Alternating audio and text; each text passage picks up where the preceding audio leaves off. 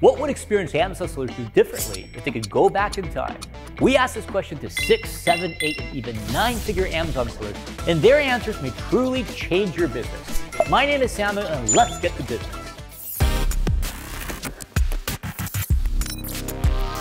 Are there anything that you would do differently, knowing what you know now? One thing that I would do differently is focus on the suppliers that I did get a little more than trying to always find the next shiny light. Throughout my 5-year career so far, I've tried to get too many suppliers and spread myself too thin, where I realized only in the past year or so that I don't have nearly enough capital to even stay in stock of the products from these suppliers. I would really try to form deep relationships with your suppliers. It's better to have 2 A+ relationships than 10 B relationships, because those relationships could turn into exclusives down the road, and that's where the business is heading. Brands, I think fewer and fewer of them are going to start selling to 20 different sellers. We've seen them whittle down the numbers to 10, then 5, and then go exclusive with the seller. So you want to be that seller that is buying the most of any seller and communicating with them the most and helping them out the most. That's what I would say to an up-and-coming seller. I would say know your cash flow. It's easy if you use a software that tracks your expenses to see your net profit. So I would log into Inventory Lab and see green at the bottom and go, why don't I have any money? And I think it's a big mistake that small business owners make starting out, is they don't understand cash flow. You can spend more money than you're making, and it's theoretically profitable, but you don't have the money in your pocket yet. You know, part of me wants to say I wouldn't do anything differently, because exactly what I did got me to where I am today, and I'm very grateful for where I am today. But the other part of me says I would have invested in some sort of guidance much sooner. Someone to kind of show me the ropes, right? Not just about Amazon, but like warehouse optimization, right? How to streamline your efficiencies and get your employees to prep more units. Like all those things that help the business scale. I wish I had someone in my corner to show me how to do those instead of having to figure them out myself. I wish I would have posted more, because there's a lot of opportunity in posting your journey on social media. And then I kind of wish I would have explored online arbitrage. Probably not wholesale because I didn't have the capital, but online arbitrage and retail arbitrage, you can turn your capital really fast. And if I went back like 6 years, if I'm honestly gonna answer this, I would also maybe consider drop shipping, because that's a model that you can scale with $0 at all. I'm not saying like somebody should do drop shipping now, but I guess what I'm saying is keep your mind open to the other opportunities that are out there. Just because we're posting about books or wholesale or whatever and it's working, consider private label, consider drop shipping, like kind of see what models would work out for you. But me personally, I'd probably do the same thing, just post more on social media. And I mean, if I could talk to my younger self, I'd tell them where to find all the good books, you know, and like things like that. But I guess that'd kind of be cheating, you know? Right, you know the future, you can predict, you know. I'll tell them buy stocks. 2021, buy a bunch of chlorine and Bitcoin. And you know? GameStop.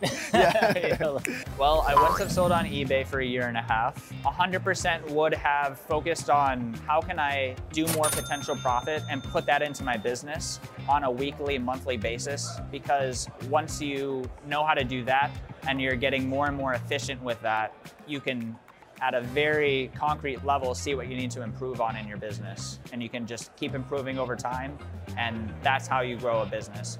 Maybe be more aware of counterfeit textbooks. There's a lot of textbooks that are likely to be counterfeit, so I probably would have tried to take that more seriously. Now, granted, at the time, I didn't really know how much of an issue or a problem that was, and obviously there are now solutions to try to deal with that, but I would say going back, I probably would have given that more weight. You would look at the counter book. Well, I would have like considered the risk of it like more. I made a lot of mistakes along the way, and at the same time, all the mistakes I made, those mistakes make me stronger. You know, the other things flow better. But I definitely, what I'm doing now is looking for the relationship with the brands. It depends the model you're doing. You want to do the private label, it's another, you know, another conversation. But if you're doing the wholesale model, you know, you need to start from the beginning, the hard part. Then it's easier, like I said before. Because if you start and just flipping products, which most people start the way, it's a lot of work after. You can get your account shut down, which happened to me. You can get your money held by Amazon, which happened to me, because I haven't developed that relationship or look for those brands since beginning. And again, it's a lot of work. I'm not saying it's not, and it can pass years and you not find that brand. But from one day to another, you could have 5 brands that you cannot even handle because it's too much. Yeah, I do a lot of things differently right now, especially if you follow the criteria. You're gonna clean a lot of your inventory right now. If you only focus on those products that really meet like those 3 points of the criteria, you're gonna make more money, as simple as that. So before we used to go like super wide on our inventory, and we used to have like thousands of ASINS at the same time, but we were not able to do any restock. So we were losing a lot of money. So the ones that actually working, we didn't have the chance to do a restock because we had so many products in stock. So right now we're kind of like narrowing down the amount of SKUs that we have in our store, but always staying in stock. One, focus on categories and brands. That's the most important part, because at the end of the day, our job is to find profitable products that we can resell. I spent far too long just figuring out, or trying to see what I could buy. Everyone loves the idea of, I will buy it if it makes me profit. I get that, but what you're really doing is just dividing your attention. You're not developing depth of knowledge, and you get paid for your depth of knowledge for being a specialist, not a generalist. Specialists get paid really well, so I'd focus on that. Number two, when I hire staff, I would go slowly, but I would also spend more time developing the skill set.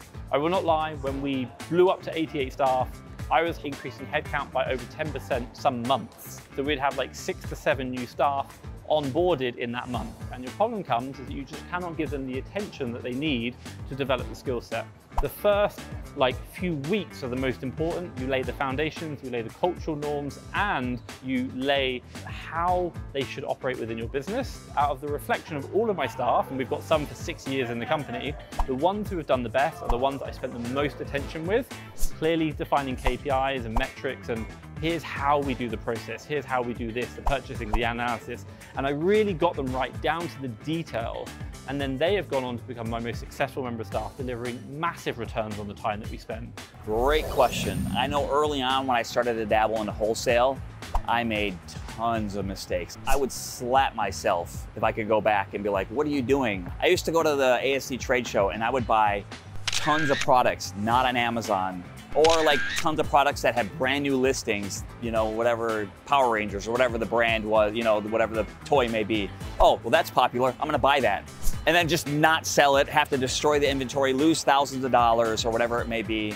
I did a buy about 4 years ago that I just now finally sold out of that I bought like 4 years ago. Yeah, I made a mistake. It was bad judgment on my part, but I bought $30,000 in one SKU. Amazon was like selling it for X price, where me matching, I could make over 100% ROI. And then for like a year, they came in stock at half the price to where I'm losing, you know, 40% ROI. And I had to wait for Amazon to sell out to eventually where I could start breaking even, to the eventually part where I was making a few dollars, and then eventually part I was making decent money on the back end. But after paying storage to Amazon and storage to Prep Center and everything like that and everything, like I didn't come out ahead on that buy, and that was like a really huge mistake that I made. And that was just, you know, 4 years ago. And so I'm getting better at making better decisions on my buying and not buying things just because they're popular, or I think like, oh, this toy and this brand is popular, so this toy and that brand is gonna be just as popular. Like, it doesn't work like that. Double down on the categories that work best for you. At this point, I've probably sold every category out there, and there's just some that work best for me.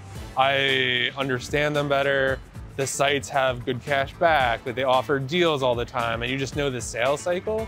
And I think it's really hard to kind of figure that out without just trying a lot of stuff. It's kind of why like I'm Side Hustle Experiment. I'm all about experimenting. Like, does this work? Does that work? Is this good? Is that bad?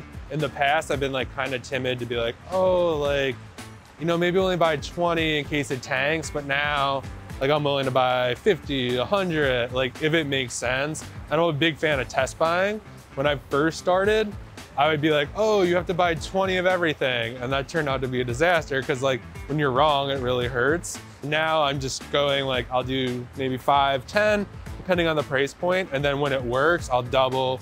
And then if that works, triple, and then kind of work my way up.